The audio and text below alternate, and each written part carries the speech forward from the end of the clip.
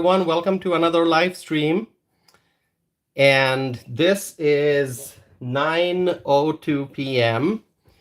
And I have some very important things to discuss today, mostly pertaining to the border crisis. But I have some very important information that I want to share with you. And obviously, I want to hear your thoughts on these issues. So let's start with the chat window here. My friend Terry from South Dakota. She writes, drinking hot cocoa tonight because I'm cold. Hello, everyone. Well, Terry, how is the blizzard? You mentioned yesterday that there's going to be a blizzard in South Dakota. Please let me know how it was. Was it too serious? Did you get a lot of snow? Here in Madison, Wisconsin, it has been wet most of the day. In the evening, I was, out grocery shopping, and it was raining, so it's cold. And I actually posted a YouTube Shorts video as I was out and about today, and I told people that I'm looking forward to some warmth and bright sunshine because it's raining. Anyway, as you know, I like to wait for a minute or two at the start of every live stream to allow more people to join. Terry writes, not too bad, 4 to 5 inches, windy now for a ground blizzard. Okay, great to hear that it wasn't too bad. I see more people have joined. Welcome, everyone. Thank you for being here. Please introduce yourself in the chat window, right where you're from, and let's participate in a discussion. Terry Brait writes, hello, y'all. Terry Braits, great to see you. Thank you for joining. JW is here. Wonderful to see you, JW. Maya Sisters is here. Maya Sisters writes, hello, everyone. I have not attended a live session in a few days because of my work schedule. Hope all is well with everyone. We are all doing well. Well, I can speak for myself. I'm doing well. I hope the others are doing well as well. So it's great to see you here. We have some very important things to discuss. So I'm happy to see you here. And I want to hear your thoughts on the things that I'm going to be talking about. So we are past 2 minutes, 30 seconds. I'm going to get started here. Let me begin the discussion by talking about New York City Mayor Eric Adams. New York City Mayor Eric Adams canceled his plan to visit the southern border of the United States. This was in the news. New York City Mayor Eric Adams, he was supposed to go to the southern border, but he canceled his visit. Now, are you surprised? Are you shocked? I am not. I am not shocked. My friends, at the southern border, there is massive influx of migrants, complete disregard for the rule of law, complete lawlessness. There's humanitarian crisis. There's complete chaos at the southern border. So Mayor Eric Adams probably wants to stay away from visiting the southern border. I know that he visited El Paso back in January, if I'm not mistaken. It was January that he visited El Paso, Texas. Now, does Eric Adams realize that the left-wing politicians created this mess? Now, I know that Eric Adams is not in Texas. He's not the mayor of a city in Texas. He's not the mayor of a city in New Mexico or Arizona or California, the border states.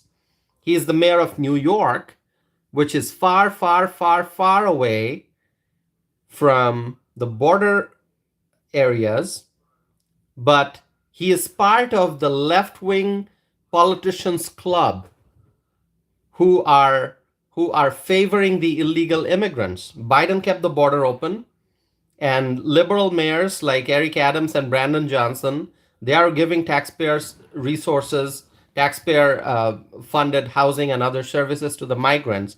And that's what's keeping this engine on, this engine of illegal immigration. Okay? There are resources that the illegal immigrants are getting free of charge, and the border is open so they can cross. And that's what's creating this crisis. And this crisis is getting worse every single day. And so, Mayor Adams, he reportedly had a plan to visit the US Mexico border on Sunday, but then the trip was reportedly canceled because of safety concerns. And Terry Brait is writing about it in the chat window. Eric Adams canceled an expected Sunday trip to US Mexico border due to increased safety concerns. That's what I just mentioned. Terry Brait, thank you for sharing that. And so just think about it.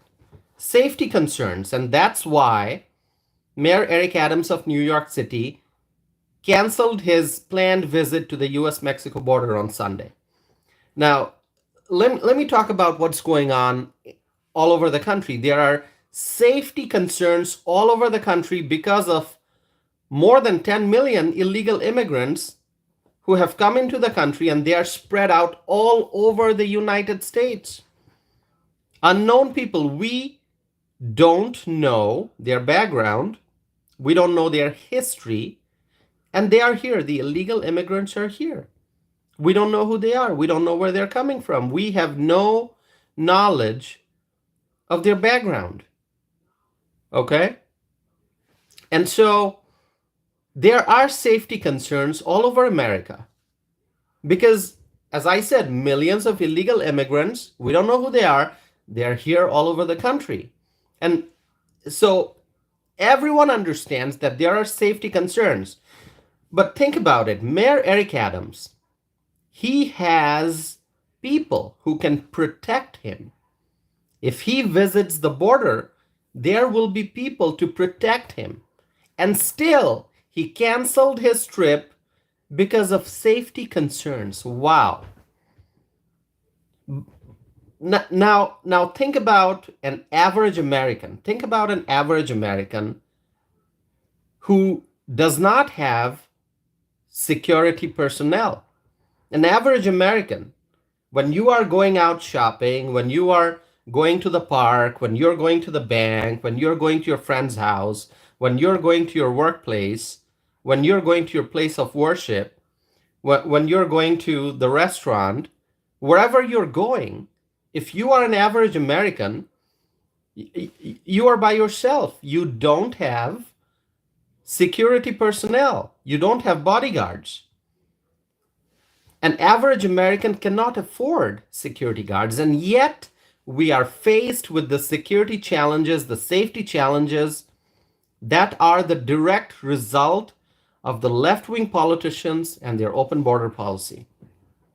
Every day, more and more illegal immigrants pour into our country, and as a result, our communities are becoming unsafe. Our cities, our villages, our towns, our neighborhoods are becoming unsafe. Crime is rising. Look at New York City, look at Chicago. Crime is rising. Illegal drugs are pouring into the country and hurting American families. Lives are being lost. Property is being damaged. Money is being lost. Quality of life is falling. And Americans are dealing with these problems.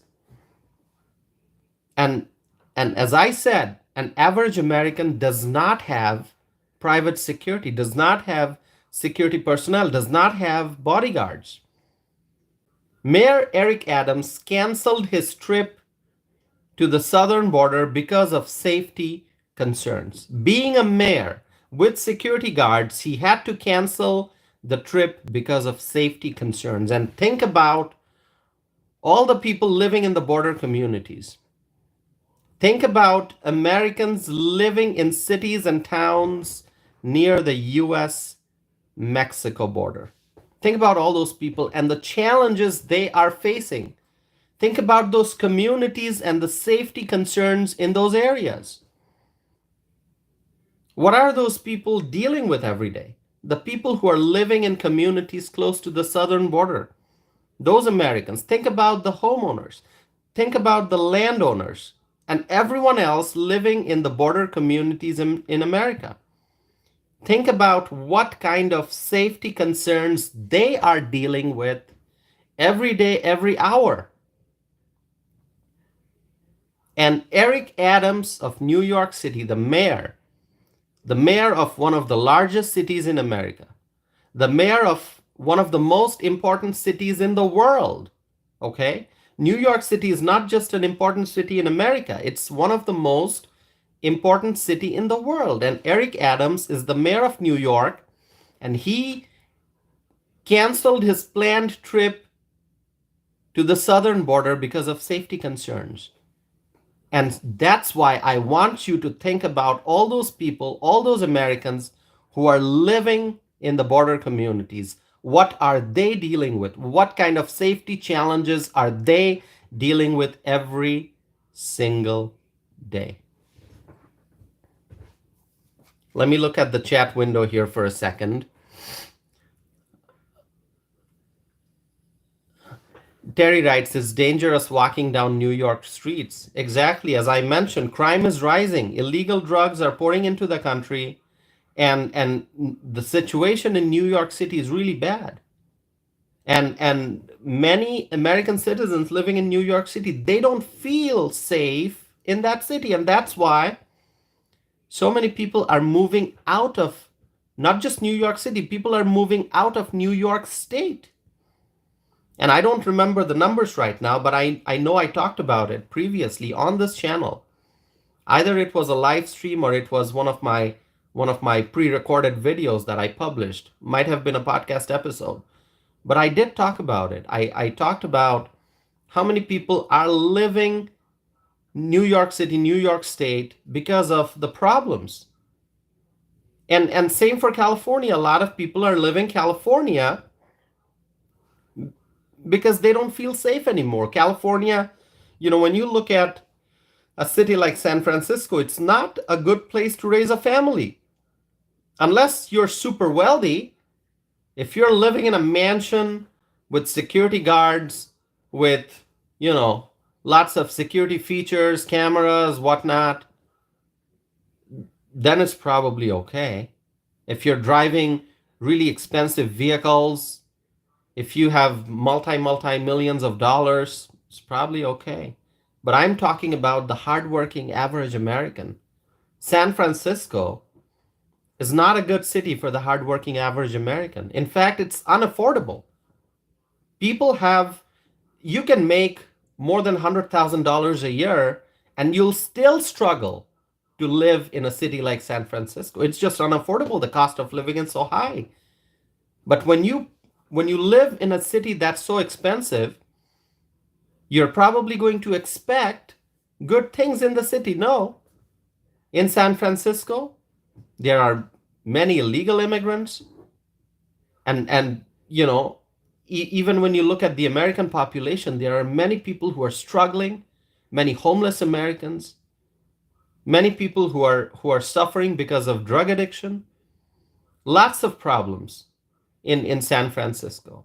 So even if you can afford to live in San Francisco, first, as I said, it's difficult for an average American to afford to live in San Francisco. But even if you can somehow manage, it's probably not a great place. Unless, of course, as I said, somebody's super wealthy and you're living in a mansion, that's probably a different case. But I talk about everyday Americans. This is what this channel is about. I talk about everyday Americans who are working hard, who want to live in a peaceful environment, who want to see this country being prosperous, who want to enjoy freedom, exercise your constitutional rights. That's what this channel is about. I am talking about the policy issues that are affecting the average American citizen. We all want a safe and secure and prosperous and thriving America. That's what we want. People work hard and they want to enjoy their freedoms and live a peaceful life. But if you're looking at San Francisco, if you're looking at New York City, that doesn't seem possible anymore. New York City.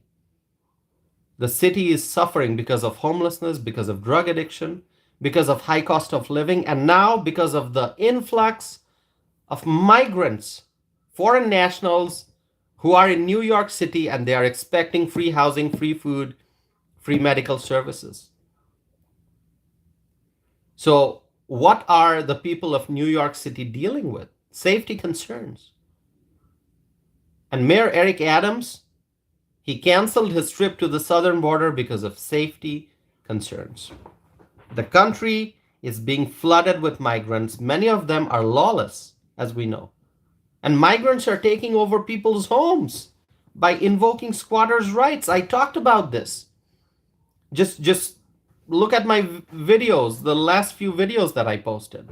I think it was yesterday that I talked about squatters' rights in one of my videos. Just check out the videos on my channel. Do a keyword search. But all of these problems are not stopping the liberals from continuing to spend taxpayer dollars on the migrants. The liberal politicians, they continue to spend more and more and more money on the illegal immigrants, in spite of all the problems that we're facing. The liberals are not stopping. They continue to spend money on the migrants. Now, you are going to be shocked. Okay, I'm going to talk about something else now.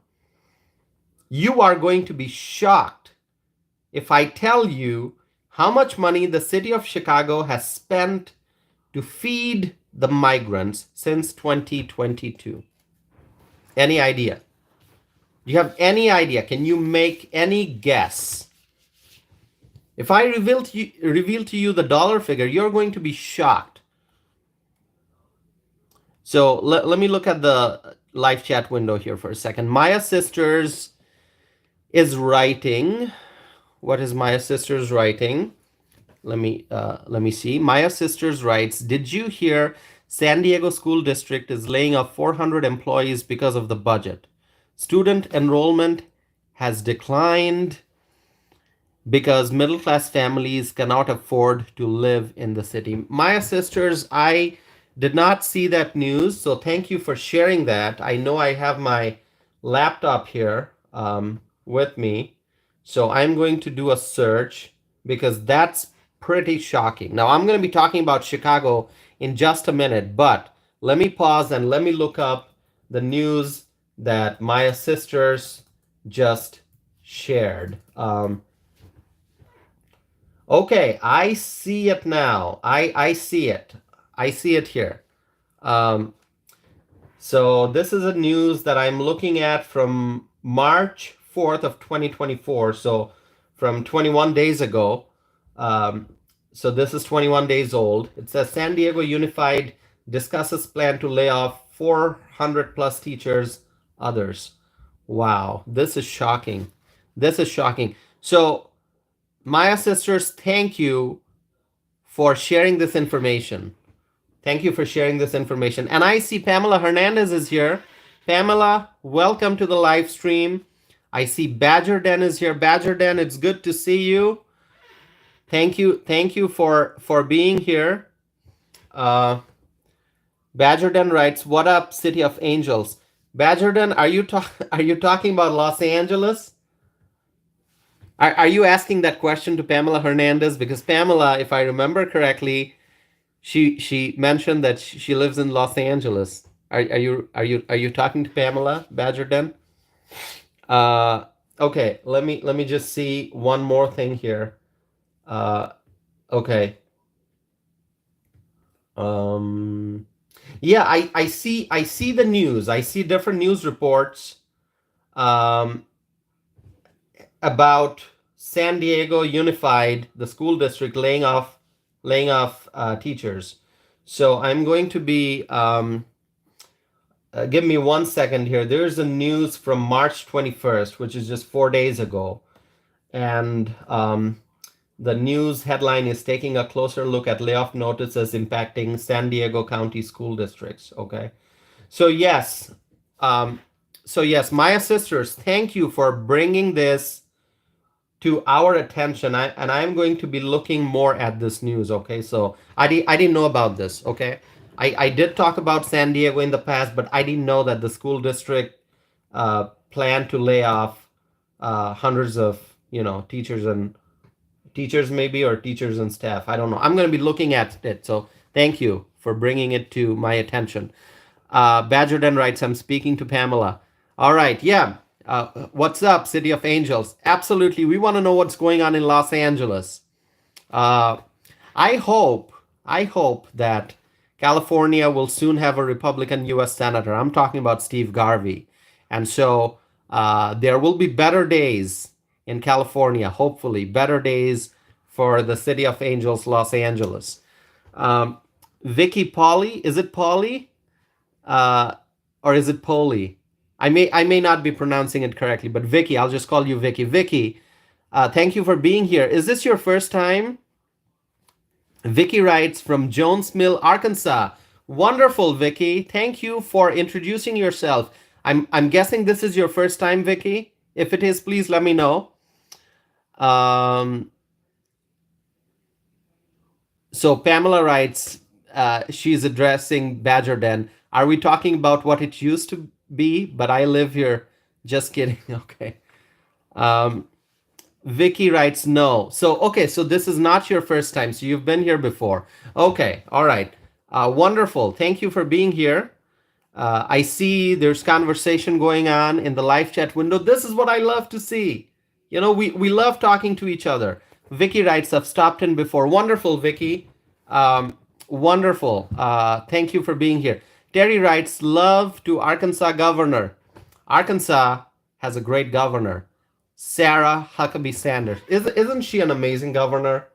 I am so happy. I was very happy when Sarah Sanders, became the governor of Arkansas, a Trump ally. All right. Okay. So I'm going to be continuing because there's something very important that I'm going to share with you. I asked you the question, do you know how much money the city of Chicago spent to feed the migrants since 2022? Can you make a guess? Okay, and I'm going to be more specific about the timeline. From August of 2022 to February of 2024. Any idea how much money the city of Chicago has spent to feed the migrants? I'm going to give you, let's say, 30 seconds. If you want to make a guess. Okay, if you want to make a guess, make a guess. Don't look it up on the internet. Just make a guess.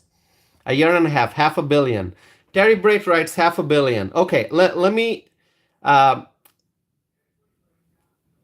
Pamela writes, toss if we have to change. I'm so glad here. JW writes, yes, Sarah is good. Sarah Huckabee is a great governor. Okay, let me reveal to you the information. And the information that I have is from the City of Chicago's dashboard. The City of Chicago has this dashboard on the website.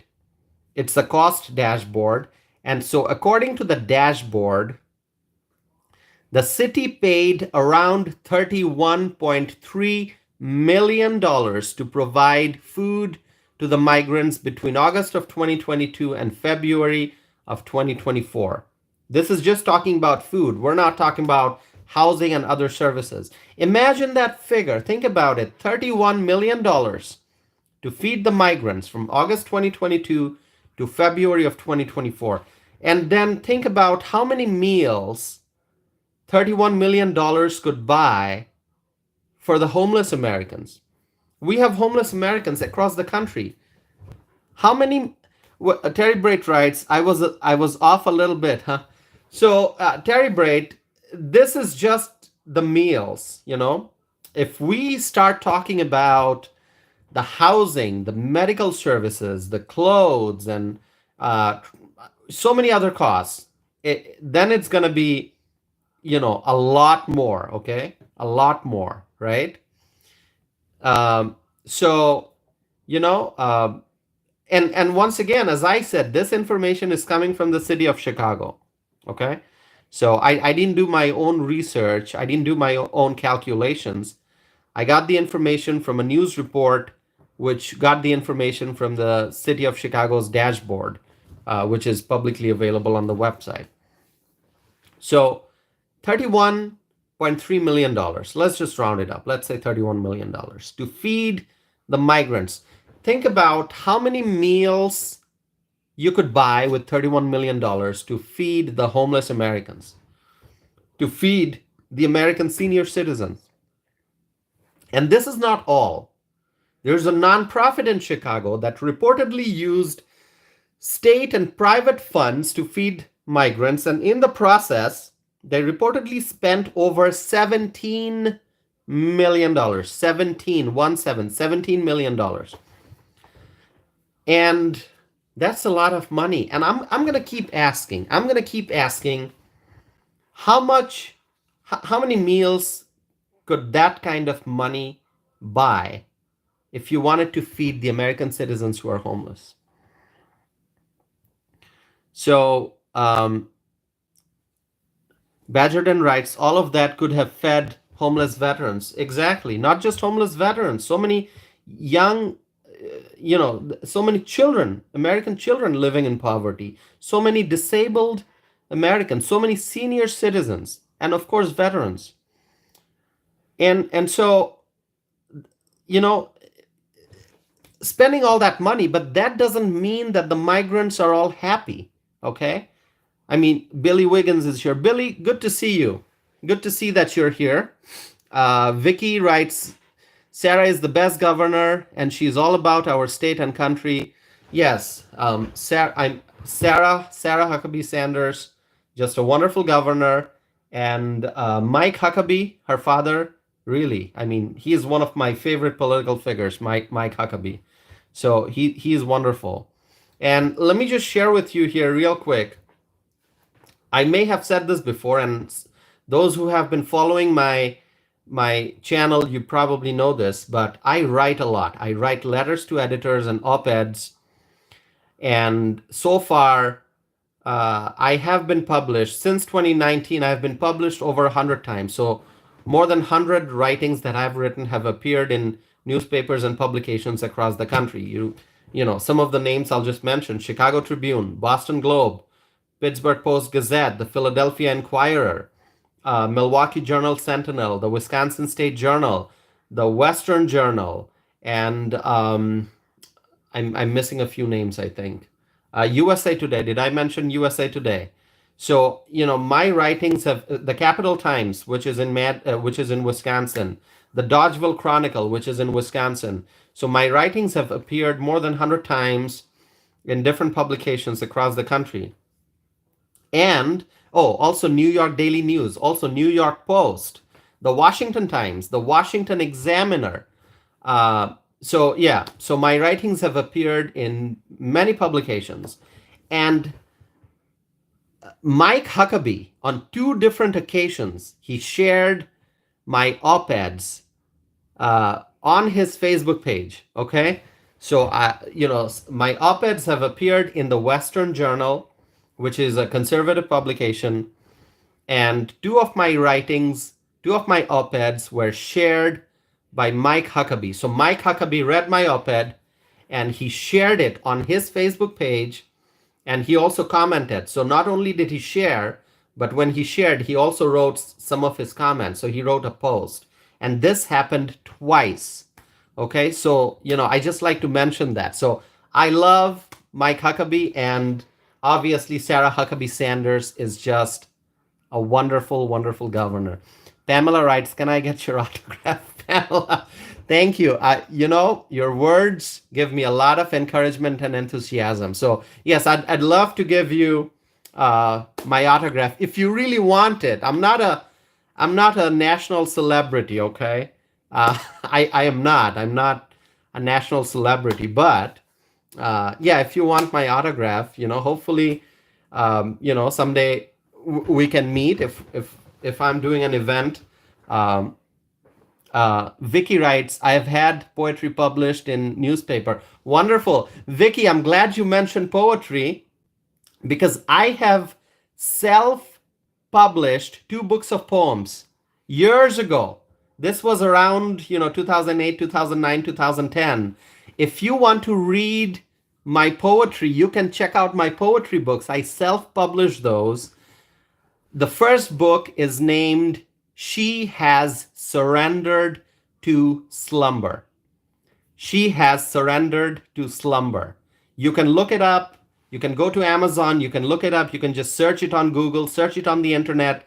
She Has Surrendered to Slumber. That's the name of my first book. And the name of my second book is Neptune's Dusk. Neptune as in the planet Neptune. Neptune's Dusk. Dusk is the time of the day. So in the morning it's dawn, and later on in the evening it's dusk. So Neptune's Dusk. You can look it up. And if you just search my name on the internet, and you should be able to find the book. So Vicky, I'm glad to hear that you are also a poet. So look up my poems and let me know your thoughts, okay? Share with me if you like my poems. And so Pamela, you asked, can I get your autograph? I don't know what to say. I am so honored. And I just, your words give me a lot of hope and enthusiasm and encouragement. So although I'm not a national celebrity, but if you really want my autograph, sometime in the near future, perhaps we can make it happen. I'm here in Wisconsin. I don't know if you visit Wisconsin. I haven't visited California in a while, but anyway. But Pamela, I would also encourage you to check out my books. Okay, please check out my books. All right. Let me see some comments. Badgerden writes, "Oh my God, Badgerden, how?" I see your comment. You have written Tausif Anam for senator. That's what you wrote. You retract. I see the message retracted. Okay. Anyway, so I see sometimes. Oh, Badgerden, you wrote again, Tausif Anam for Wisconsin senator. You wrote free shrimp curry for everyone in the district. So Badgerden, I think you have seen some of my videos that I publish. I've published many short videos of me cooking. And I think my video about shrimp curry that I was preparing, it gained a lot of views. So I think people liked it. I mean, I love shrimp. And when it's in a curry form, it's just very tasty. You can eat it with rice. I think it goes very well with rice. So Badgerden writes, Tausif Anam for Wisconsin senator. Well, Badgerden, all I will tell you right now is thank you for your vote of confidence. I think it means a lot when my viewers write such encouraging messages for me, okay? That gives me a lot of hope and a lot of encouragement. So I appreciate that very, very much. Thank you. Thank you, Badgerden. Vicky writes, I used to live in Wisconsin. Wisconsin, Vicky, where in Wisconsin did you live? Can you write the name of the city or the village or the town? What county were you in? I'm very curious to know, Vicky. Now you live in Arkansas, as you mentioned. And obviously, let me know, when did you live in Wisconsin? Was it just recently, a few years ago, many years ago? I'm very curious to know. Oh, Vicky writes, and still have children and grandchildren in Wausau. That is so wonderful. Wausau, that's amazing. That's Marathon County, right? That's Marathon County, Wausau. Let me see. Okay, so, oh, you wrote the name of the village. I see that. I see that. That's in Shawano County, right? It's a village. Okay, that's great. So you have so you know Wisconsin, Vicky. That's awesome. Pamela writes, I'm moving to Wisconsin. Pamela, you are welcome to move to Wisconsin. Wisconsin is a wonderful state. It's going to be a little bit colder. So you are in LA. If you want to move to Wisconsin, you're going to have to deal with some really cold weather. But trust me, this winter has been okay so far. Although I am complaining nowadays that we had some warm days and it seemed that warm weather is finally here. But then it's raining, it's cloudy, it's a little chilly, but it's still okay. It's still okay. Vicky writes, yep, Shawano County, good fishing. Oh, that's awesome. So Pamela, if you want to move to Wisconsin, do it. I think it's going to be a good decision. We need more freedom-loving conservative Americans in Wisconsin. So Pamela, if you're going to be moving here, I think that's going to be great. So please do that. All right. Vicky writes, I moved to Arkansas in 1997. Oh, that was a long time ago. So Vicky, do you still visit Wisconsin? Do you visit your children and grandchildren in Wausau?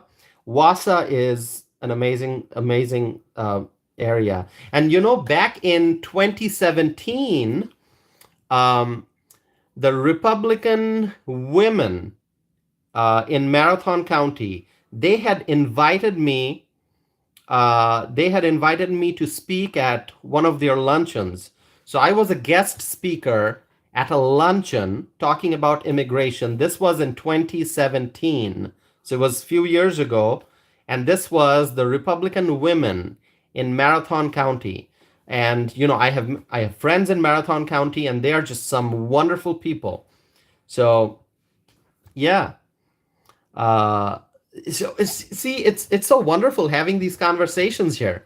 So I'm gonna move forward with some of the other things that I want to talk about, but then I'll stop and check out the chat window. And if you have questions or comments, please continue with the conversation. Okay. Uh, all right. Did I miss some other comments? Let me just see. Okay. Well, I think I may have missed some comments, but I'll continue. All right. Um, as I was saying, my friends, the migrants were given a lot of food. As I said, between August of 2022 and February of 2024, $31.3 million. That's what the city of Chicago paid to provide food to the migrants. Now, that doesn't mean that the migrants are all very happy, okay? In fact, there are reports of migrants complaining about the quality and the taste of the food.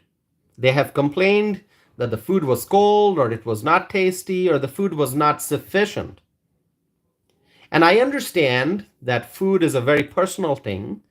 People have different tastes, they have different nutritional needs, people have different allergies, and there are cultural restrictions about what people can and cannot eat, right? There are individuals who are vegetarians, there are individuals who rely on a protein heavy diet and they eat a lot of meat, and there are restrictions depending on what culture you're from. There may be some food items that you cannot eat, or some food items have to be prepared in a certain way before you can eat them. And so that's why I say that food is a very personal thing. So although the city of Chicago has spent tens of millions of dollars to provide food to the migrants, many migrants have still complained. And the complaints are of a different variety. As I said, some didn't like the taste of the food, some didn't like the items, some said the food was cold or the food was not enough. And so in spite of spending so many millions of dollars to provide food to the migrants, the city of Chicago wasn't really successful in making the migrants happy about the food that they got. And so I understand that it's hard to accommodate all those needs. And moreover, let's not forget, and this is something I've said before and I'll say it again, let's not forget that there are many American citizens in need. Many American citizens who are suffering because of food insecurity. So it should be the job of the politicians, people in elected offices, to prioritize the American citizens, prioritize the American veterans, the American homeless, the children in need, the senior citizens. And we know, if you do a little bit of research about food insecurity, you'll see that many American seniors don't get the food that they need. They don't get the food that they need. Many American citizens are starving, or they are not getting, they don't have access to healthy food. Okay, many American seniors, they have different needs. Some need low sodium diet, some need more vegetables, some need, you know, food prepared in a certain way, because we know when people age, um, to ensure good health, they have to have access to proper diet.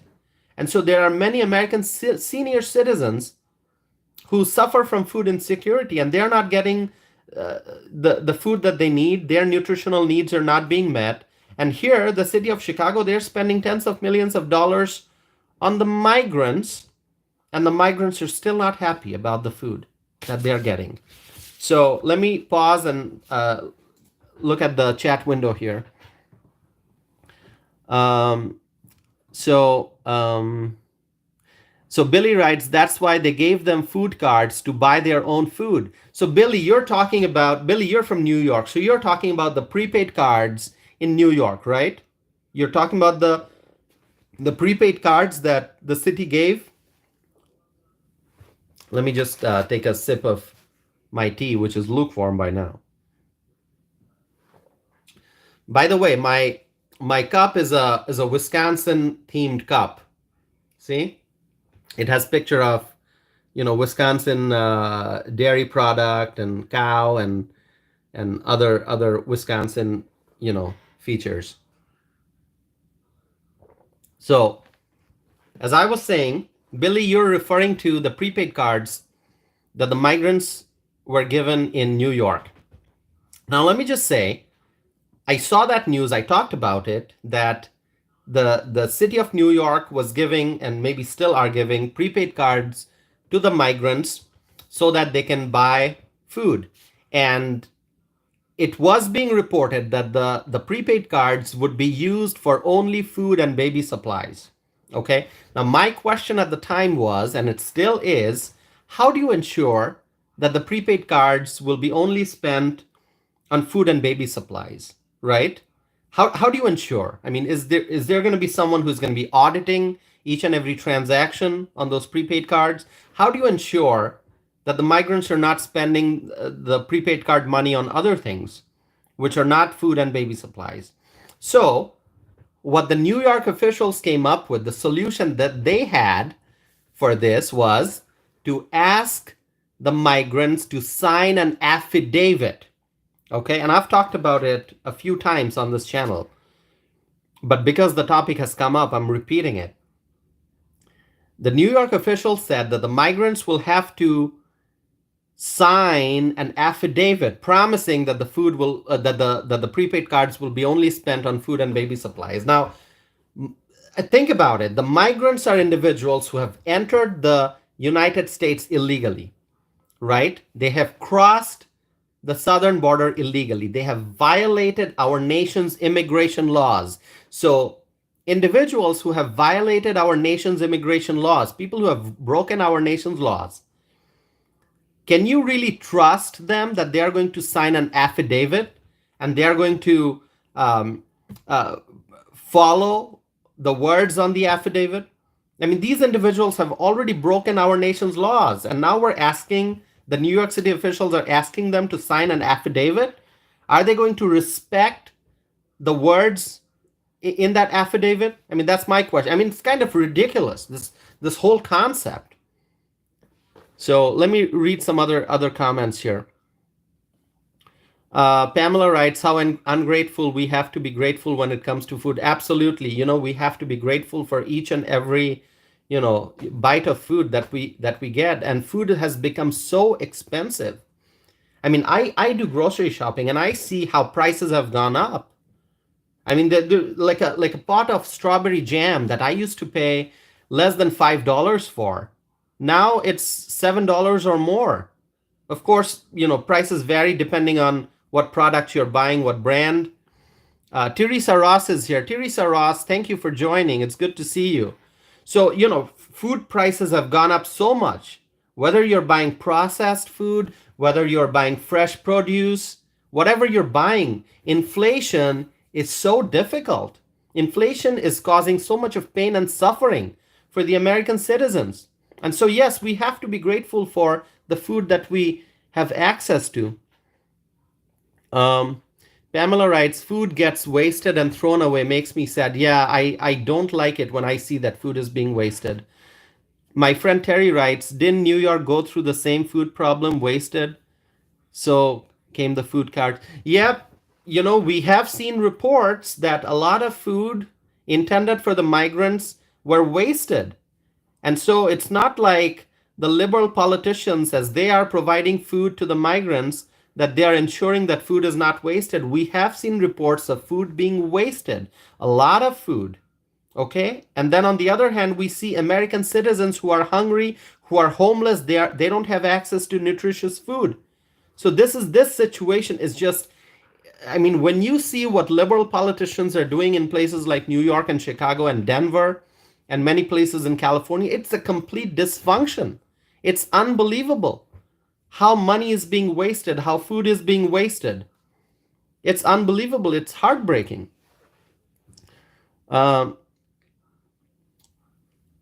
So let's see some comments here. Okay. Okay, I see. It's wonderful. I'm seeing more conversation, more chats in the live chat window. See, this is what I say. I feel like we're a community. We're a community of freedom-loving Americans. So it's wonderful to see that it's not just me sharing my viewpoints. I love reading your comments. I love your questions. I love your input. And I learn a lot from the conversation in the chat window. So thank you. Please, let's continue with this. All right. So as I was saying, the left-wing politicians, they have opened up the door and they have invited the entire world to the United States through the southern border. People from all over the world, they are coming to the US through the southern border. And by continuing to provide taxpayer-funded services and benefits, the left-wing politicians are enticing more and more migrants. More and more migrants. And so, my friends, millions and millions of migrants have come into the country already. Reportedly, the number is more than 10 million since Biden came to office. And I'm going to be sharing some shocking news with you here, okay? Recently, I read in the news that the US Border Patrol chief expressed concerns about the 140,000 known gotaways who entered the United States undetected since October. Can you imagine that? Imagine that number. 140,000 known gotaways who entered the United States undetected since October. These are individuals who came in through the border, but they were not apprehended by Border Patrol. They basically managed to sneak in and just enter the country. So before I go further in the discussion, let me look at the chat window here. Teresa Ross writes, now we have measles in Chicago. Teresa, I talked about this before. That's a huge problem. There are reports of measles in Chicago because we know that many illegal immigrants, they are bringing in infectious diseases. We know that. We know that. And remember what the liberal politicians did to the American people during COVID outbreak. The liberal politicians, they forced Americans to wear masks. They forced Americans to get COVID vaccine shots, whether the Americans wanted to take the vaccine shots or not. The liberals did not respect medical freedom. They forced vaccine shots on the American people during COVID outbreak.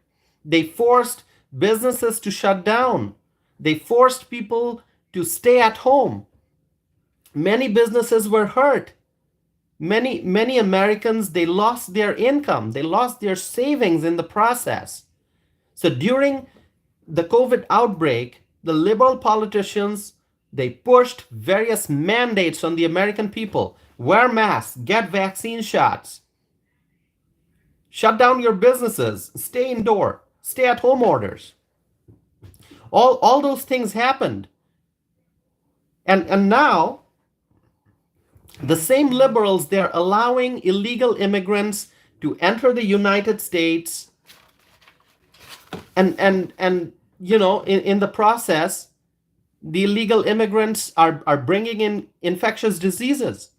So it's a huge public health risk. What's going on? Huge public health issue. I mean, we don't know what illnesses the illegal immigrants have, what kind of contagious diseases they may have. And that's a huge public health issue in our country. Billy Wiggins writes, what about the 11 million who already have been here? Exactly. Exactly. So let me just tell you one thing, Billy, since you mentioned the 11 million who are already here. Back in 2022, Senator Chuck Schumer proposed a pathway to citizenship for 11 million illegal immigrants. Can you imagine that? Back in 2022, Chuck Schumer said that. He wanted the 11 million illegal immigrants to have a pathway to citizenship. We cannot allow that to happen. The illegal immigrants should never, ever have a pathway to U.S. citizenship. The pathway to U.S. citizenship is only for the legal immigrants, people who are following our nation's immigration laws, and they are coming into the United States legally. They are the ones who should have a pathway to citizenship. And, you know, Billy, if you have not watched my video, there's a video that I have on my YouTube channel. It's a video of me giving a presentation, giving a speech in Green Bay, Wisconsin, talking about immigration. It's 1 hour, 13 minutes long, that video. I talk about my journey to the United States, how I became a U.S. citizen. So I would encourage you to look at that video. That event took place on March 12th, and I published the video. So you check out the last few videos, you'll find it. So please look at that, because I talk in details about the citizenship process. So Chuck Schumer's proposal to provide a pathway to citizenship for 11 million illegal immigrants, I oppose that. I completely reject that. Freedom-loving Americans must reject such a proposal. So let me look at the chat window here. So let's see. So Terry writes, how about fingerprint verification? Are you talking about fingerprint verification or fingerprint verification, Terry? Okay. Teresa Ross writes, Terry, maybe we should make them pinky promise. Pinky promise. You know, that's what it is. You know, if illegal immigrants sign an affidavit, I mean, the illegal immigrants have already broken our nation's laws. So there's that. You know, they don't respect our laws. So an affidavit is a legal document. It's a form of legal document. Do you think the illegal immigrants are going to follow the words on an affidavit? It's like pinky promise. It is like pinky promise. So Badgerden writes, New York City is closing malls because of a large number of thefts. Oh, really? So I know a lot is happening in New York City because of the thefts, but I didn't know that malls are being closed. I'm going to look it up here. Oh, I see that. Store closings. Oh, yeah, I see it now. Oh, yeah, I see it. I see it here. Businesses are closing their operations in New York, many businesses, because of all the thefts and shoplifting. Let's see. Oh, Terry is writing, I saw that reported today, empty malls. Okay, so Terry has seen that. Let me see. So Pamela writes, I know a lot of people who want to come in legally have been waiting for years now, and the illegals are coming in faster. And exactly, Pamela. And that's the unfair situation. You know, the immigration system has to be fair. So on one hand, you have those individuals, those foreign nationals who want to follow the American immigration laws. They want to come in legally, but they have to wait for years. But on the other hand, foreign nationals can come in through the southern border illegally, just walk in. And not only do they walk in, they come in and they expect free housing, free food, free other services. So this system is not fair. So we have to secure the southern border. We have to stop the influx of illegal immigrants, and we have to make improvements to the legal immigration system. We have to make it more efficient. We have to make it fair. We have to make it so that, people are not waiting for years and years and years. Okay? Of course, there will probably still be waiting time, but there can be more efficiency in the process. Okay? So, there's a lot of work to do, but first, we have to secure the southern border. Let's see. All right. So I'm looking at some comments here. Sorry if I'm missing some of your comments. Let's see.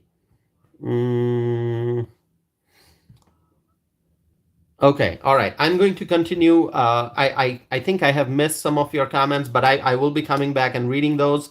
But let me move forward here. So this news about 140,000 known gotaways who entered the United States undetected since October. Can you imagine that? I mean, who are these people? And why did they sneak in undetected? What's their motive? Why are they here in the US?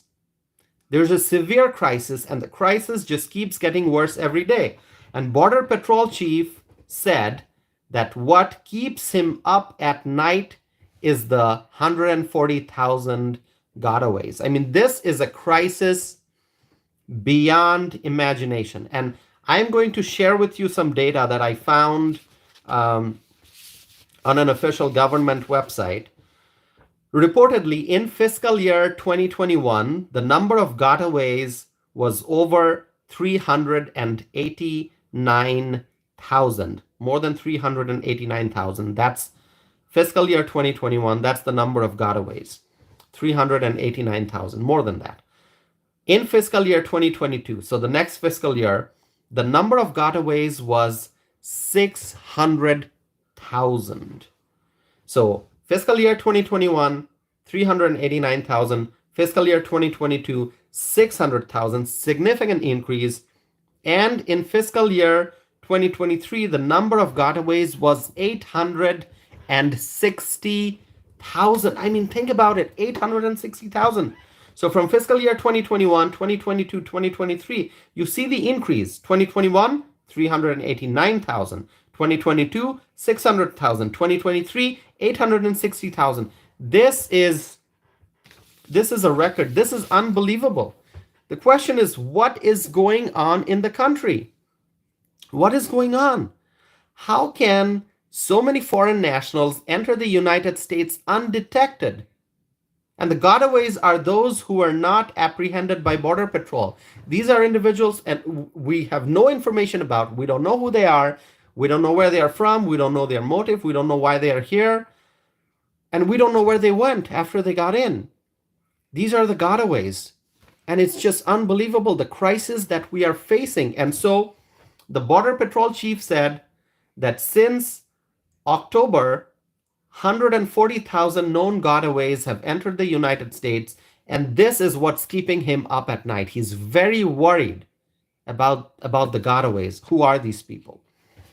Let me look at the chat window here. Let's see.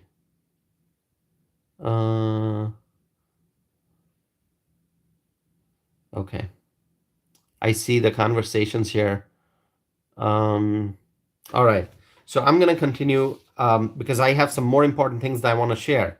So my friends, we know this very, very clearly that the Biden administration is allowing this crisis to take place by keeping the southern border open. And this is the worst administration in American history, if you ask me. This is my personal opinion.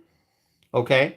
So you may have the same opinion or different opinions, but the Biden administration, the worst administration in American history. That's my belief. That's my opinion. Because they are keeping the border open and they are allowing this illegal immigration crisis to take place. Now, here's an update that I want to share with you. This is important. Migrant crossings through the Texas border has decreased. Okay? Border crossings at the Texas border has decreased. But on the other hand, border crossings have increased in New Mexico, in Arizona, and in California. Okay?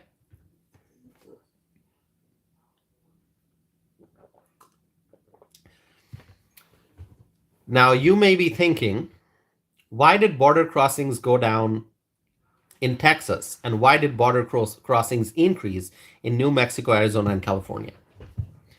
Texas has a Republican governor. And not just a Republican governor, a solid, a strong, a super duper conservative Republican governor, Greg Abbott. He's a hero. Greg Abbott is my favorite governor. Yes, I like Kristi Noem. I like Ron DeSantis. I like Sarah Huckabee Sanders. They are all great governors. They are the best governors in the country. But the challenge that Greg Abbott is facing in Texas, it's unbelievable. And he is dealing with it. He's a fighter. The way he's addressing the border crisis. I mean, he is using all the tools that he has, the legal authority. He's using his resources, and he's fighting illegal immigration. And so Greg Abbott has taken some bold steps to reduce border crossings, to secure the Texas border. And so as a result, because Texas has taken strong actions to combat illegal immigrations, the migrants are now choosing to cross into the U.S. by entering through the other border states. So they are going to New Mexico, they are going to Arizona, they are going to California. Now, New Mexico, Arizona, and California, what do these states have in common? These three states have Democrat governors. They have Democrat governors. So why are the governors of New Mexico, Arizona, and California not taking the kind of strong steps that Greg Abbott has taken in Texas? Because these governors, the governors of New Mexico, Arizona, and California, they are all Democrats. They are Democrats, so they are not taking the steps that Greg Abbott is taking in Texas. Let's see. Oh, I see some conversations here. Terry writes, Texas National Guard. Absolutely, Terry. Texas National Guard, really amazing people, and they are working hard. And the Texas National Guard is working hard, and Governor Greg Abbott and his administration is also working very hard. So in New Mexico, you've got Governor Michelle Grisham, Democrat. In Arizona, you've got Governor Katie Hobbs, Democrat. In California has Governor Gavin Newsom, a Democrat. I have talked about Gavin Newsom so many times on this channel. I've talked about Gavin Newsom a lot. I will continue to talk about Gavin Newsom. Gavin Newsom, Democrat governor. He favors the illegal immigrants. He prioritizes illegal immigrants over American citizens. Susan Epp is here. Susan Epp writes, hello. Susan, wonderful to see that you're here. Thank you for joining. Really appreciate you being here. We're having a great conversation. We're discussing lots of important things. We're talking about the border crisis and many other things we have discussed. So Susan, if you have missed any, if you just joined, which means you've missed an hour, 1 hour conversation, please, I hope you'll check out the replay. But I have more things I want to discuss right now. Texas has a Republican governor. New Mexico, Arizona, California, they have Democrat governors. And that's why those Democrat governors are not taking the kind of steps that Greg Abbott is taking in Texas, which is why the migrants are now choosing to enter New Mexico, Arizona, and California and not crossing into Texas as much.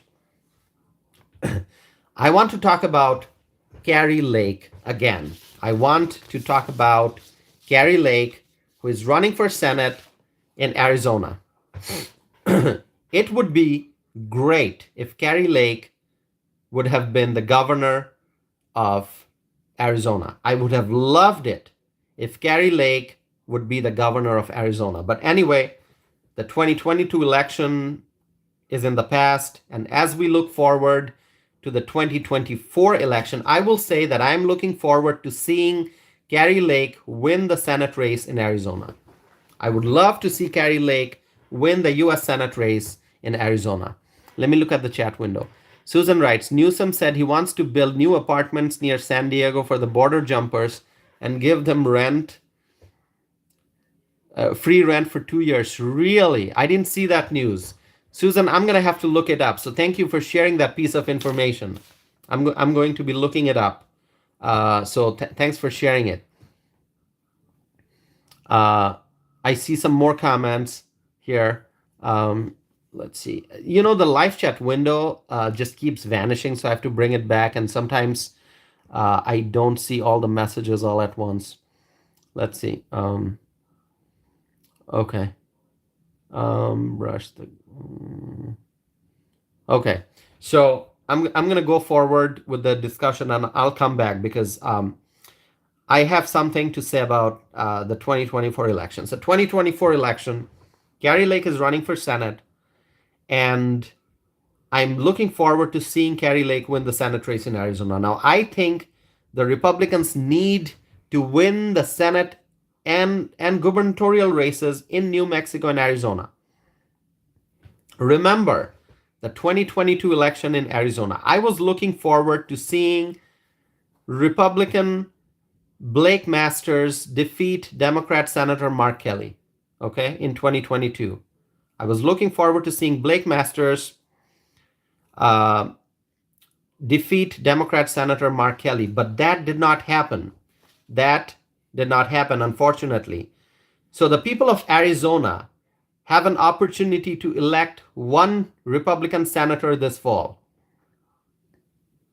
Elect Kari Lake, okay?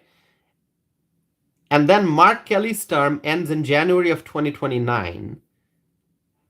And that means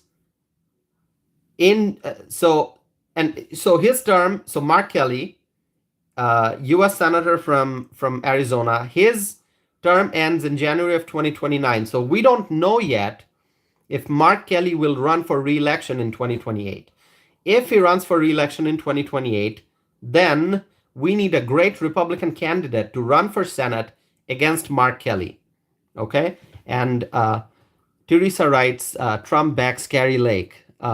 Yes, Trump does support Kari Lake.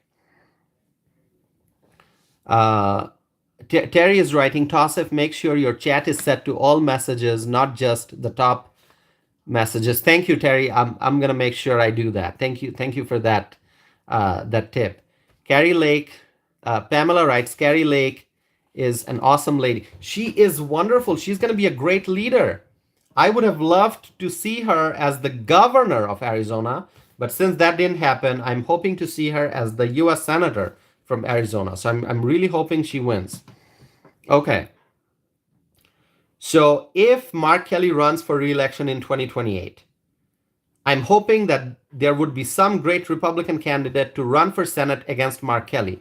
And if Mark Kelly does not run for re-election, still we would need a great Republican candidate to run for that Senate seat and to win it. But for now, let's focus on Kari Lake in Arizona running for Senate, and I hope she wins. In New Mexico, another border state, in New Mexico, both the U.S. senators are Democrats. Both the U.S. senators in New Mexico are Democrats. And also in California, both the U.S. senators are Democrats. Although, let me tell you, I'm going to highlight this.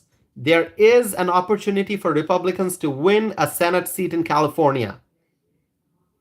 I talked about Steve Garvey before. Steve Garvey has to win. He has to win that Senate race in California. He has to defeat Adam Schiff. Okay? That's possible. That is possible. It is possible. Now, when you think about California, obviously it is a blue state. We all know that. If you are an informed American citizen, if you pay attention to politics, if you see what's going on in the country, what's going on in California, you know that California is a blue state. That's why the governor of California is a Democrat. The two senators from California, Democrats. So there is an opportunity. I always try to be hopeful. I always think positive. There is hope in California. Steve Garvey has to win. He has to defeat Adam Schiff. It is possible. It is possible. Although we know it's very difficult for a Republican to win a statewide race in California. As I said, senators in California, Democrats. Governor in California, Democrats. But although it's a blue state, I still have hope, and I'm hoping that Steve Garvey wins because the people in California, they can see what's happening in their state. They can see how the state is suffering, the economy is suffering. You know, businesses are leaving California. People are leaving California. People are leaving California and going to other states. A lot of people have moved from California to Texas. So California isn't doing well. And more migrants are pouring into the country. There's lawlessness. There's widespread homelessness. And illegal immigrants are getting more and more benefits. And the liberal politicians in California, they are working hard to give more benefits to the illegal immigrants while American citizens continue to suffer. Cost of living in California, in cities like Los Angeles and San Francisco, really high cost of living. And so the people, I'm hoping that they will see all these problems and they will realize that it is time to elect conservatives. It is time to elect Republicans.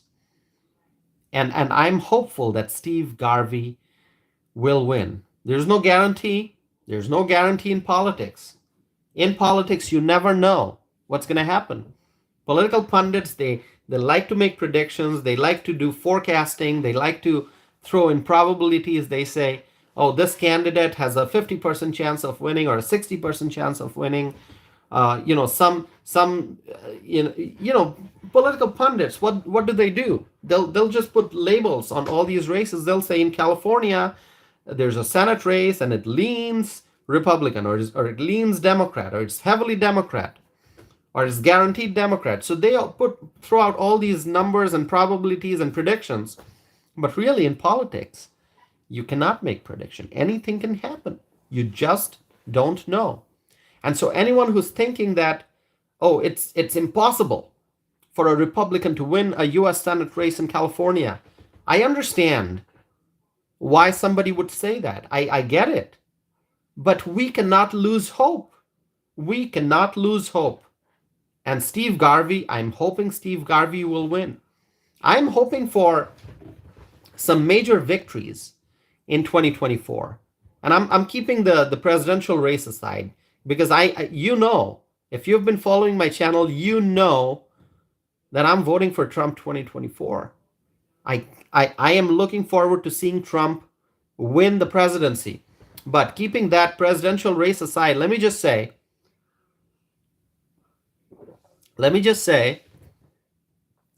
that there are some races that I'm looking forward to. Okay? Because we, the Republicans, we have to regain the majority in the U.S. Senate. And for that, we need to win in West Virginia. Jim Justice needs to win in West Virginia. Larry Hogan needs to win in Maryland. Here in Wisconsin, we have a few candidates who are running for U.S. Senate as Republicans. I don't know who's going to win the primary, but I'm hoping that whoever the GOP nominee is for the Senate seat in Wisconsin, I hope that Republican wins. I hope that the Republican candidate defeats incumbent Senator Tammy Baldwin. So are we going to win in Wisconsin? I'm hoping we win in West Virginia. I'm hoping we win in Maryland. I'm hoping that we win in Arizona, as I said, Kari Lake. And I'm hoping that we win, I said Kari Lake in Arizona, and I'm hoping that we win in California too. I'm hoping Steve Garvey wins. How many times have I mentioned hope and hoping? I didn't keep account. That's strong. That's how strong my hope is. I'm using the word hope, and I'm saying I'm hoping because we need to win. We have to regain the majority in the US Senate. We have to grow the size of the majority in the US House, and we have to win the presidency because we have to secure the southern border and we have to stop the influx of illegal immigrants. And it's not going to happen as long as the Democrats are in charge in the Senate, as long as Joe Biden and the Democrats are in charge of the administration. And the House majority that we have a House majority, but it's very slim.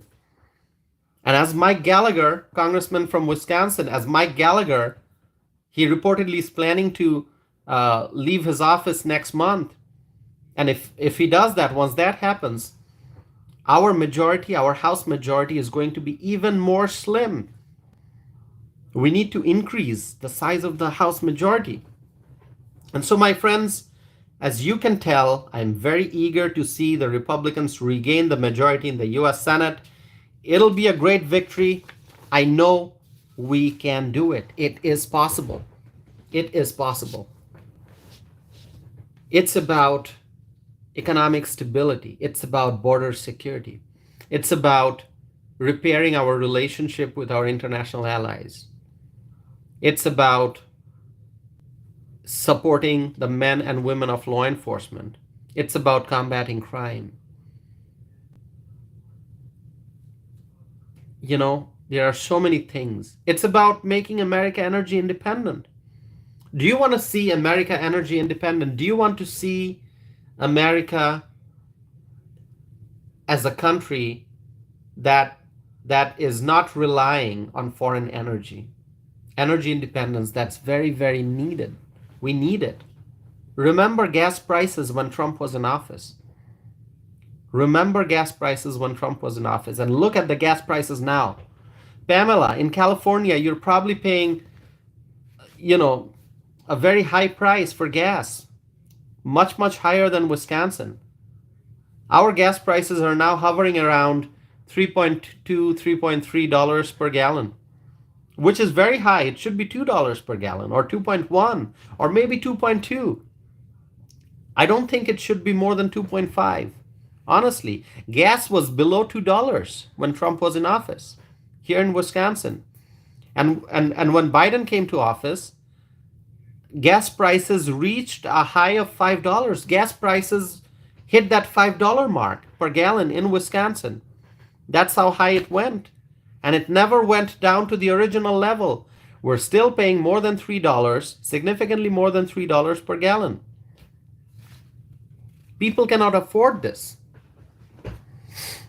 Terry writes, California really isn't as blue as you think. It's just the big cities.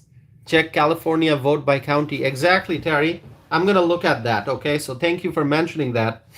And you see the same thing in Wisconsin. Most of Wisconsin is red.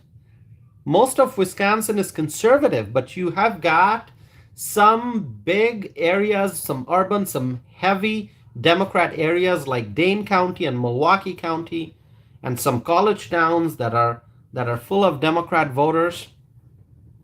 And so if the Democrats can increase their turnout in Dane County and Milwaukee County and in those college towns, then the elections go in their favor.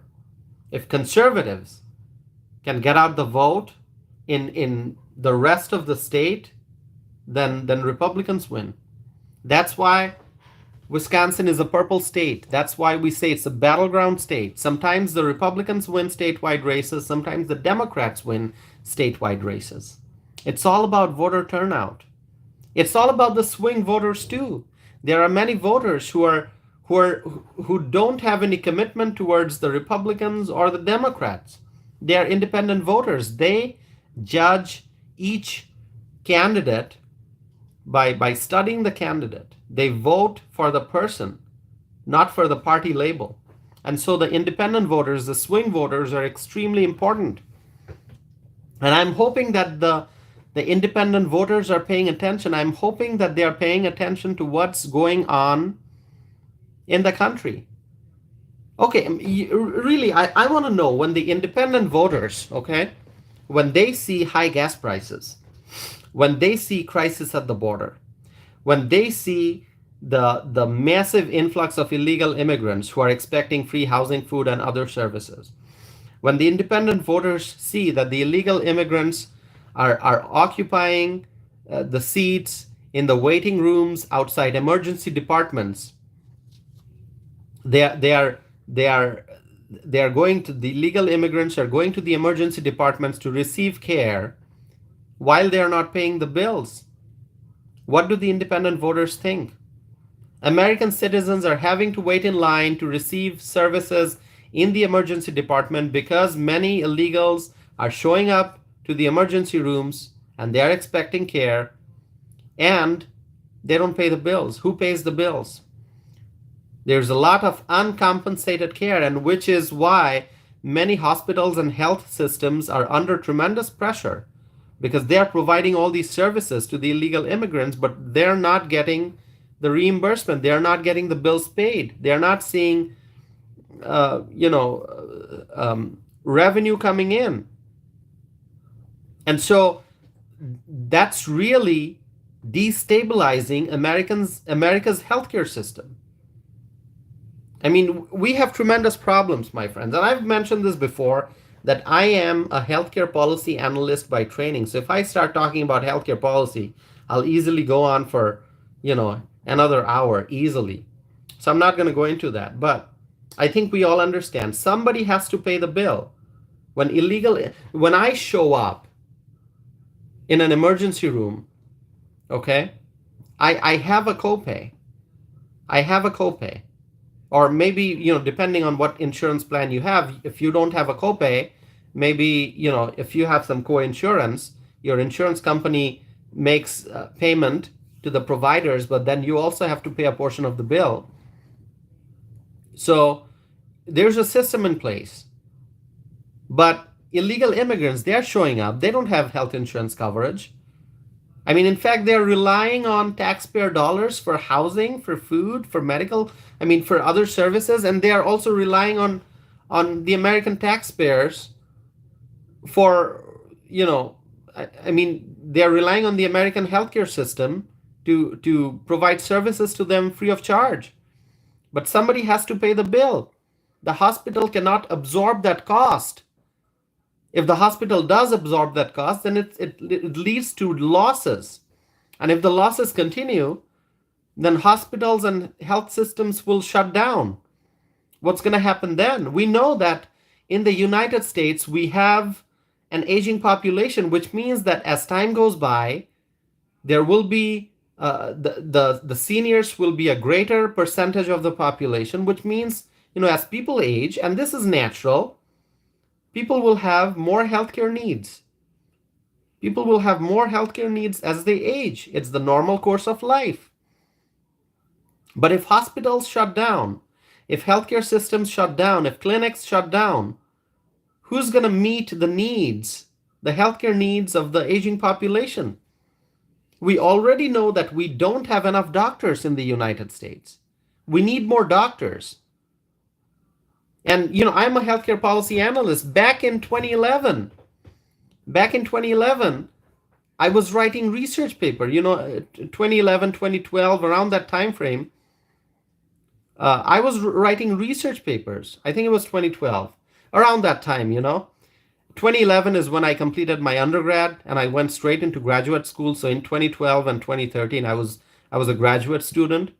And back then, I was writing a research paper talking about the healthcare workforce, the physician workforce. I was looking at whether we have enough doctors, and not just enough doctors in general. There are certain specialties where there are not enough doctors. Like we need more primary care doctors. We need more psychiatrists. We need more general surgery doctors. And so there are specific specialties where the need is really great. And you see that in many healthcare facilities, if you need an appointment with a medical doctor, with an MD, and the MD is not available, sometimes you have the option to see a nurse practitioner or a physician's assistant. That's because, the healthcare system depending on which facility you're going to, which healthcare system you're a part of, there are these what's called patient-centered medical homes. So it's not just you're seeing a provider, but there's a team of providers that includes a doctor, that includes a nurse practitioner, that includes the physician's assistant, that includes a medical assistant. It's a team of healthcare providers who pay attention to a patient. Okay? So you have a team that can take care of your healthcare needs. And that's why as health as policymakers work to improve the healthcare system in America, and as researchers and health policy experts, as they look at innovative ways of making sure that we have enough resources to meet the healthcare needs of the population, they're doing their best. But when we see an influx of millions and millions of illegal immigrants, that just totally destabilizes the American healthcare system. Okay? And I did research on this stuff. I did research on these as a graduate student, and I did internship, I had a project assistantship, I did research in the healthcare policy field. I studied telemedicine. I was talking about telemedicine over a decade ago. During COVID outbreak, people started talking about telehealth and telemedicine and how you can communicate with your doctor using, teleconferencing methods. So even if you cannot go to the clinic to see your doctor in person, you could still talk to your doctor, via teleconference. That's telemedicine. I was doing research on these things more than 10 years ago. I was doing research on these things back in 2012, okay? When most people didn't talk about telemedicine. Yes, in the field of healthcare research, we talked about telemedicine. The researchers, they were looking at it. The health policy folks were looking at it. But in the general population, you didn't hear much about telemedicine and telehealth. But I was doing research on it back then. And so anyway, my whole point is, we are trying to come up with ways to ensure that we have the healthcare resources to meet the needs of the population. We have to take care of the seniors. We have to take care of individuals with disabilities. We have to make sure that people in the working age groups, they have sufficient coverage. Unfortunately, this border crisis is leading to a crisis in the American healthcare system. And who would you blame for that? The Joe Biden administration, the left-wing politicians who are allowing this crisis to continue. They are responsible for this. It's a humanitarian crisis at the southern border. It's a crisis in sanctuary cities and also non-sanctuary cities, because many migrants are going to cities that are not necessarily sanctuary cities, but the migrants are showing up. They're populating many. I mean, look at Whitewater, Wisconsin. I've talked about Whitewater, Wisconsin before. Wisconsin is not a sanctuary state, but illegal immigrants are still coming to Wisconsin. They are coming to Wisconsin. And when resources run out in Chicago, and we've talked about this before, I am afraid that more and more illegal immigrants are going to find their way into Wisconsin. What's going to happen to the cities, Milwaukee, Kenosha, Racine, Beloit, Janesville? I mean, Whitewater is a city that's close to the Illinois-Wisconsin border. It's in Walworth County, which is a border county. And by border county, I don't mean, border county with Mexico. It's border county with Illinois. And there are many migrants who came to Whitewater. And so the same may happen in other communities. Let me look at the chat window here. Terry writes, business losses means raising prices to cover them. Exactly. When businesses lose money, they may have to raise prices, or they may go out of business, right? Pamela writes, I'm a senior now, and it's hard that I have to make choices. Exactly. Many seniors are struggling. If they pay their utility bills, if they pay all their other expenses, then they don't have enough money for food. And if you're buying food, then you don't have enough money for other things. I mean, many seniors are having to make very difficult choices.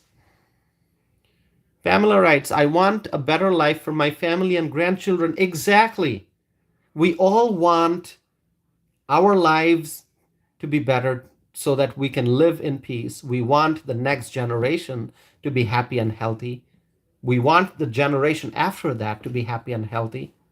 So we all try to create a safe and secure environment. We all try to make sure that our country is prosperous, that there are opportunities for success, because if we are successful, then the next generation can be successful, and the generation after that can be successful.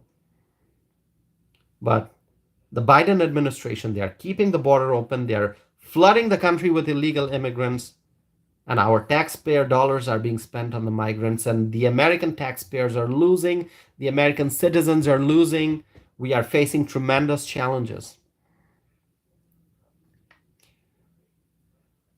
So, my friends, we have lots of problems in our country, but once again, as I'll tell you, I never lose hope. I'm very hopeful. I am hopeful that there will be better days ahead. And so, one thing I have to point out, and I have been talking about it quite a bit recently, and I think I will continue to talk about this because this continues to be an issue. Squatting. I mean, in America, we talk about the American dream of homeownership. But as illegal immigrants are making their way into the United States, and remember that Venezuelan migrant, reportedly, that guy published a video, published it on the internet, and asked other migrants to enter abandoned homes and invoke squatters' rights. I mean, can you imagine what's happening to the American dream of homeownership? If the issue of squatting becomes widespread, which already is, it is a widespread issue. You just do a search on the internet, you'll see news reports from various states, just discussing the problem of squatting. It's happening in Atlanta, it's happening in New York, it's happening in Chicago, and there are many places. It's happening in California. Okay? And in some very expensive areas of California. I mean, talk about the big, luxurious mansions in California. There are reports of squatters, taking over some of these really expensive houses in California. It's unbelievable what's happening. Squatting has become, I don't know, it's a crisis. And American homeowners are very, very afraid of what's going on. Pamela writes, I'm probably one of the oldest in the chat. I want the best for all of you and your family and friends. I pray. Thank you, Pamela, for your prayers. I never ask, I don't know. So I don't know the ages of the friends who are participating in the live chat window here. So Pamela, you're writing that you're one of the oldest. Well, there's no way for me to know if you're one of the oldest or not, because there may be others much older than you in this live chat window, or there may be others much younger than you. So I don't know. I actually have never asked how old my friends in the live chat are. So, I don't know. But what I believe is the older you are, the wiser you are, because with time, with experience in life, we grow wiser as we learn about life, as we navigate life, as we have real life experience. We become wiser. We gain more knowledge. So, Pamela, we really appreciate having you here, and the fact that you're participating and you're sharing your thoughts and you're praying for all of us. Thank you, Pamela. Thank you so very much. And as you can tell, just some years ago, I didn't have as much gray hair that I do now. My hair is turning gray really fast. It may be the politics. It may be all the political activities I'm doing in politics. I think I'm very involved in politics in Wisconsin, and I think in politics, your hair turns gray really fast. Okay, some people may lose their hair, and those who don't lose hair, the hair may turn gray very, very quickly. So in my case, it's turning gray very fast. But you know what? I am grateful to God for the things that I get to learn every day, for the knowledge that I have, for the great community that I have on my YouTube channel, for all the friends who are participating in the live chat window. I really appreciate that. I'm very fortunate that I get to exercise my First Amendment right. I get to enjoy free speech, which is very important, which is very important. Uh, Terry Brait writes, the American dream is fast becoming a nightmare thanks to those that control the Democrat Party. Yeah, I mean, here in America, the American dream of homeownership, it's so beautiful, but now people are afraid because if they go on a vacation for a few weeks and they come back, or even for a few days, are they going to come back and see squatters have taken over their home? A lot of people are afraid. So let's see. Terry writes, I'm retired too. I worry about my grandkids too. Yeah, we all worry about the next generation. Pamela writes 65. Susan writes 73. Um, Terry writes, we seniors are horrified at the state of our country. Yes, yes, we are. It's not just the seniors. Any informed individual, any informed citizen. Okay, you may be a young adult, you may be a middle-aged person, you may be a senior citizen. If you are paying attention to what's happening in the country, if you are seeing what's happening in the Democrat-run cities, if you are seeing what's happening in our energy sector, in our manufacturing sector, what's happening to the small businesses, many small businesses are struggling in this economy. If you are paying attention to inflation, if you are seeing how there's crisis spreading all over the world, you see the military conflicts and the growing political unrest in different parts of the world, all of those things affect us because we live in an interconnected world. And so anyone who's paying attention would be very, very worried. Terry writes 66 next month. So Terry, your birthday is coming up next month. That's wonderful. We have to remember to wish Terry a happy birthday. Pamela writes, Terry, mine too. So Pamela, your birthday is coming up too next month. That's wonderful. Thanks for sharing that with us. Terry writes, thankfully I live surrounded by many relatives. Yes, it's wonderful to have, friends, family, relatives around. So, I'm fortunate that I have such great friends here in Wisconsin, wonderful friends, strong conservatives, people from the Republican Party, people that I've met, many friends that I've made here in Wisconsin. Very fortunate to have friends in my life, friends and well-wishers. Uh, um, okay. Billy writes, I helped get Ross Perot's name put on the New York ballot. Oh, really? So, wow. That was a long time ago, so I don't have much knowledge about, that election when Ross Perot ran. Obviously, I've read some history, but I don't know much details. Um, all right, let's see. Terry Brait writes, Ross Perot had many good ideas. I haven't read much about Ross Perot, to be honest with you. I've read a lot of history, but I haven't spent a lot of time reading about Ross Perot. And now that you've mentioned it, I will do that. I have lots of history books that I have not read. I read a lot. I read a lot. I read news. I read articles. I read books. I do a variety of reading. And I have a book collection. I may have mentioned this before. In my room where I'm sitting and doing this live stream, I have two full shelves full of books. And then I have more books that I'm not able to place on the shelves because there's no more space. So I do read a lot. I collect books. I read many books, and then a lot of books that I haven't read yet, but I plan to. Um, let's see. Okay, where do your books come from? So Billy, a lot of my books are books that I had for many years. I bought these books. So these are all books that I've purchased.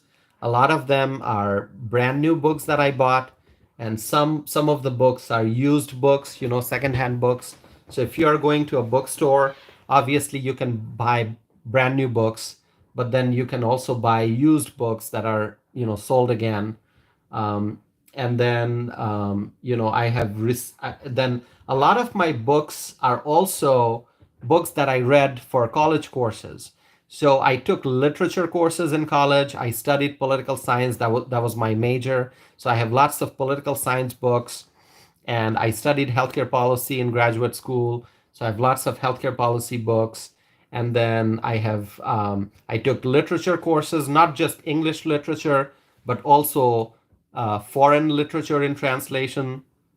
So I have read African literature in translation. I have read Russian literature in translation, and literature from other parts of the world translated in English. So I have those books. And then, of course, English literature. So English, as in like England, English literature, and also American literature. So I have lots of books. I have many books on mythology, Greek and Roman mythology. I have lots of books on history. I have books uh, written by political figures. I have mentioned that I read Rick Perry's book. I read Ben Carson's book. I read Donald Trump's book. I read Newt Gingrich's book. I have read books written by Mark Levin, who's a great um, you know great scholar. I have read books. I have read Judge Jeanines' book. I have read. I'm just trying to look at my shelf here, and I can't see all the books because of the angle of the shelf. But anyway, I have read many books. Um, okay, let's see. Susan writes, I'm reading the Killing series by Bill O'Reilly. I have books from the Killing series. I have, I think, uh, Killing England. I can see that. I have, I think, 4 books from the Killing series. Okay. Um, Let me see. I have also read. Let me just see here for a second. I have also read Rick Santorum's book. I think it's called Blue Collar Conservatives, if I can see it properly. But I have many books that are political theory books. And so, I have books, Aristotle, Plato, um, and lots. Now that you're asking me, I have to like physically get up from my chair and go there and check out what books I have. But if you have book recommendations, please let me know. I would appreciate that very much. I love book recommendations. Okay. Let's see. I have a book that I have purchased. I've read a little bit. I have not completed it yet. It's a book by Victor Davis Hanson. It's called The Dying Citizen. So I have that book. I read, I think, the first couple chapters, but then something came up, I think, and I kind of got distracted, so I haven't completed it.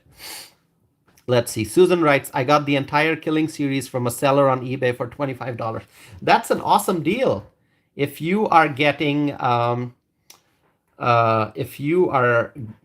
entire Bill O'Reilly, the Killing book series for $25, that's pretty awesome.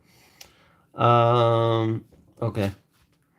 So I see some discussion about Ross Perot and Clinton.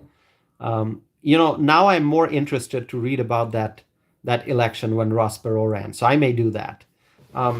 By the way, I have a great book on Eisenhower. Okay, I absolutely love President Eisenhower. Okay, so I have a book about him, and yeah, that's a good book. That's a very good book. And what else? Let me see. Trying to look up some books here. Let's see. I'm paying attention to the live chat window here.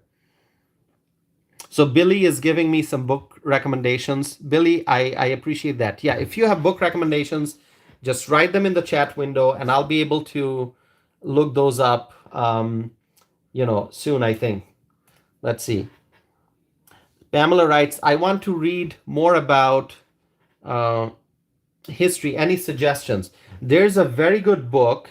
I'm forgetting the name. Uh, let's see. Mm. Okay, there's one book that I am going to strongly recommend. Okay, I have met the author.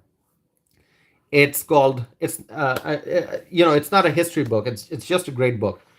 It's called Love Your Enemies by Arthur Brooks. It's a must read. You got to read it. Love Your Enemies by Arthur Brooks. Please read that book.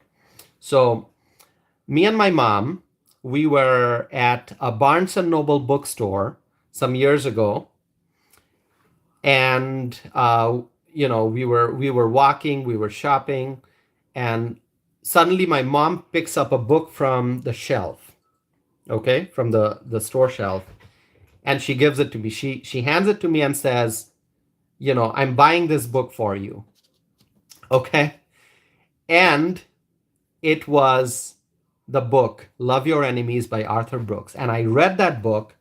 I loved that book. You have to read it. It's a wonderful book.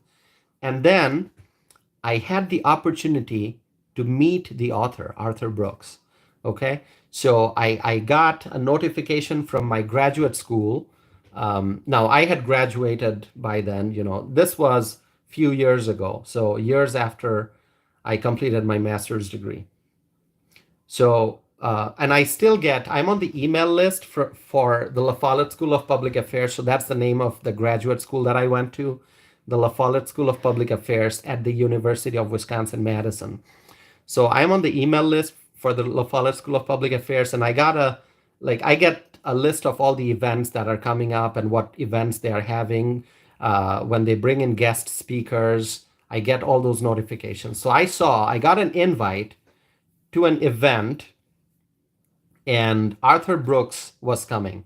Okay. And I attended that event. I met Arthur Brooks. I shook his hand. We had a nice conversation. And I told Arthur Brooks that, how my mom picked up his book from the store shelf and gave it to me, and how much I loved reading it. So, I also have a picture with him, Arthur Brooks, and he's just a fabulous, writer, a great scholar. And I also get his e-newsletter. So I'm on his email list, so I get updates from him. And highly recommended book, Love Your Enemies by Arthur Brooks. Please look it up. And I see that Billy is giving some more recommendations. Billy writes, good night, folks.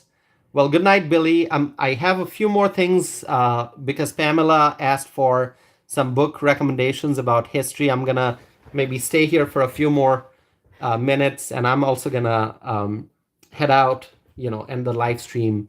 I'm going to end this live stream, by the 2-hour mark. So I'm enjoying this conversation very, very much. So Billy, thanks for joining. Pamela, you asked for a history book recommendation. Let me look something up if I can.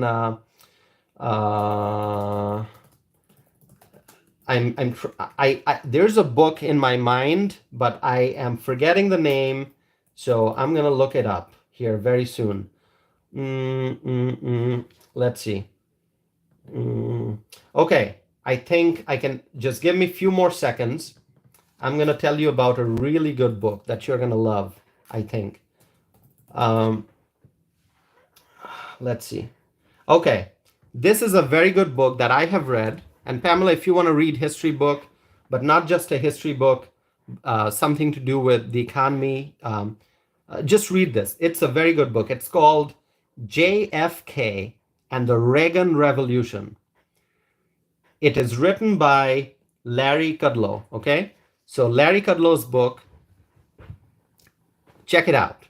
JFK and the Reagan Revolution, a secret history of American prosperity. So that's the full name of the book. Once again, I'm going to repeat this, Pamela. JFK and the Reagan Revolution, A Secret History of American Prosperity, Larry Kudlow. Okay, so check this book out. I read it. Wonderful book. I hope you're going to enjoy reading it. Let's see. Terry writes, I have given away 1,000 of my mom's books this past year. Not enough room in the house. I probably have 1,000 more left. I love books. I love collecting books. So, yeah. But books, Terry, I understand. Books take up a lot of space. A lot of space. Like I said, I have 2 shelves full of books, and I have more books that I could not place on the shelves. I have books in boxes. And so I have to get more. I have to get, maybe a bigger shelf or a 3rd shelf and place more books. Terry writes, I like Kudlow.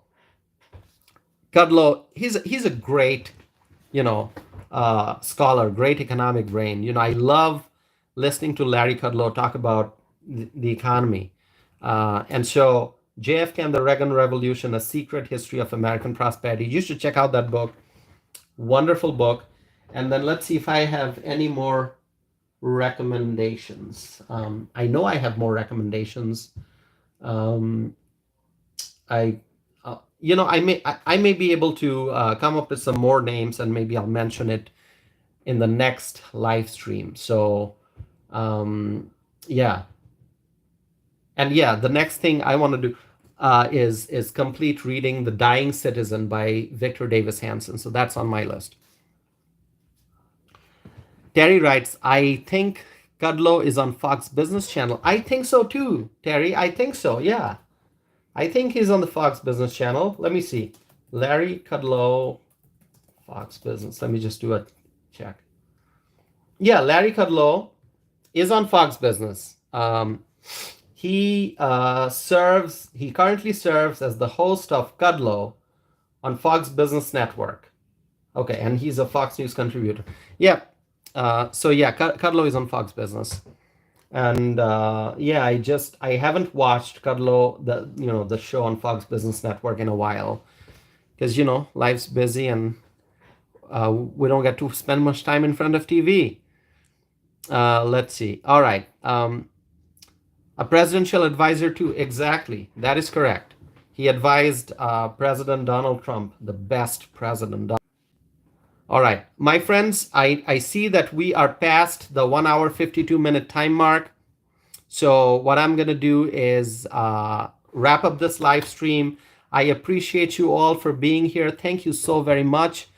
More than 1 hour and 52 minutes, almost 2 hours we have spent together. I appreciate your time. Really, thank you so much. Thank you very much. And everyone who joined this live stream, I thank you. Everyone who joined the live stream and also participated in the chat window, I want to thank you all very, very much. So please stay connected to my channel. And as I always say, share information about my channel with your friends, your family members, and your neighbors. Please help me spread my word. Please help me spread my message. I want to reach more people. Pamela writes, great job. Thank you, Pamela. Terry writes, oh, no wonder I'm sleepy. Yeah, I know, it's been almost 2 hours.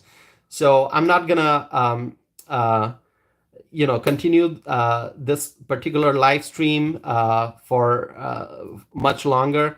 Thank you, everyone, for being here. I will be back again with more videos, more live stream, and I appreciate your time. Thank you for being here. Please stay connected with me, and I'll see you hopefully tomorrow. I'll try to do a live stream tomorrow. So please join me again. Thank you so very much.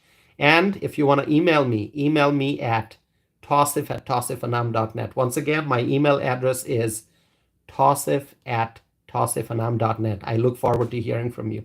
Thank you so much. Thank you, everyone. Have a wonderful night. Good night.